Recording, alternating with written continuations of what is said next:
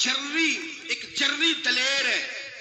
اسلام کو ایک ایسا ثبوت اللہ نے عطا کیا ہے کہ یہودی کہتا ہے اگر 6 مہینے یہ شخصیت دنیا میں اور رہتی تو شاید دنیا میں کوئی کافر نہ بچتا. وہ ثبوت کون ہے؟ وہ حضرت عمر فاروق رضی اللہ تعالیٰ عنہ. میرے نبی پاک علیہ السلام نے فرمایا میرے بعد کوئی نبی ہوتے تو خطاب کے بیٹے عمر ہوتے. لو کان نبی بعد لکان عمر ابن خطاب. میرے بعد کوئی نبی ہوتے تو خطاب کے بیٹے عمر ہوتے. تاریخ کا حوالہ اٹھا رہا ہوں, ایک ورق الٹ رہا ہوں. اس عمر فاروق کو در رسول پر لانے والی, اس عمر کو اللہ کے گھر کی طرف رستہ دکھانے والی, اس فاروق اعظم کو دین کا سپاہی بنانے والی, یہ کوئی اور نہیں ہے, یہ عمر فاروق کی ہمشیرہ ہے. یہ جناب عمر کی بہن ہے. بہن نے بھائی کی کایا ہی پلٹ ڈالی. بہن نے ذمہ داری کا احساس کیا. بہن نے ذمہ داری کا احساس کیا تو اس رنگ میں قرآن پڑھا کہ فاروق اعظم فرماتے ہیں میرے دل سے کفر دور کر کے مجھے رسول اللہ کا غلام بنا دیا ہے. بہن اگر ذمہ داری کا احساس کرے, بہن اگر ذمہ داری کا احساس کرے. حضرت عمر فرماتے ہیں, حضرت عمر کہتے ہیں میری ایک نوکرانی نے کنیزہ نے کلمہ پڑھا, میں اسے دروں سے مارا کرتا تھا. میں تلوار لے کے گھر سے نکلا حضور کو شہید کرنے, تو مجھے کسی صحابی نے کہہ دیا تو حضور کو شہید کرنے جا رہا ہے, گھر کی تو خیر منا, تیری بہن اور بہنوئی بھی کلمہ پڑھ گئے.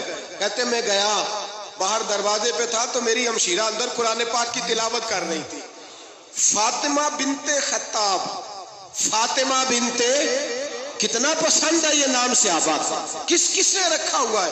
فاطمہ بنت خطاب تلاوت کر رہی تھی, سعید بن زید بہنوئی بھی تلاوت سن رہے تھے. فرماتے میں نے قرآن سن لیا, دروازے پہ دستک دو جی. بہن نے دروازہ کھولا, قرآن پاک کے صفحے چھپا دیے. کیا کر رہے تھے تم لوگ؟ بہن خاموش ہو گئی. میں نے کہا بولتے کیوں نہیں؟ مجھے کسی نے بتلایا ہے تم نے کلمہ پڑھا ہے. تو کہتے میری بہن جو مجھ سے اتنا پیار کرتی تھی کہ کبھی بولی نہیں تھی, کبھی بات جو میں کہتا تھا ہو جاتا تھا, آج میں نے اس بہن کی آنکھوں میں توحید کی لذت دیکھی, اس کی پیشانی میں سجدے کا نور دیکھا, اس کے لب و لہجے میں رسول اللہ کی شریعت کی چھاپ دیکھی. تو میری بہن کہنے لگی عمر تم نے جو سنا ہے سچ سنا ہے. اب میں اور میرا خامد مصطفیٰ کے نوکر ہیں, اب ہم دین کے پیروکار ہیں. کہتے زور سے تماچا مارا, میں گر گئی. میرے خامد کو مارا پیٹا, کبھی جھگڑا نہیں ہوا تھا, آج پہلے دن عمر نے مارا. میری پیشانی سے خون نکلا, اٹھ کے کھڑی ہوئی. میں نے کہا تو مجھے جان سے پیارا بھائی ہے, زندگی بھر تیرے سامنے کبھی میں نے کلام نہیں کیا, لیکن عمر یہ توحید کی بات ہے, یہ رسول اللہ کی بات ہے. اگر تو خطاب کا بیٹا ہے تو میں بھی خطاب کی بیٹی ہوں. جس ماں کی چھاتیوں سے تو دودھ پی کے جرری ہوا ہے, میں نے بھی اسی ماں کا دودھ پیا ہے. جتنی طاقت ہے تو لڑا لے, جتنی ہمت ہے تو مار لے, لیکن اب میں رسول اللہ کا دامن نہیں چھوڑوں گی. حضرت عمر کہتے ہیں بہن کی قوت ایمانی نے, بہن کی قوت ارادی نے, بہن کے توکل اور یقین نے مجھے مجبور کیا. میں نے کہا میری بہن کے دل میں اگر کوئی بات آئی ہے تو اس میں سچ ضرور ہوگا, اور اگر بہن بھائی کو اس دلیری کے ساتھ درس دے رہی ہے تو اس کے اندر کوئی نکھار ہے.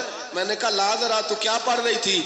جناب عمر کہتے ہیں پھر بہن نے دلیری والا جواب دیا. فرمایا ایسے کیسے لاؤں؟ جا پہلے غسل کر کے آ, جا وضو کر کے آ, کپڑے بدل کے آ. یہ رسول اللہ کا قرآن ہے, یہ اللہ کی کتاب ہے.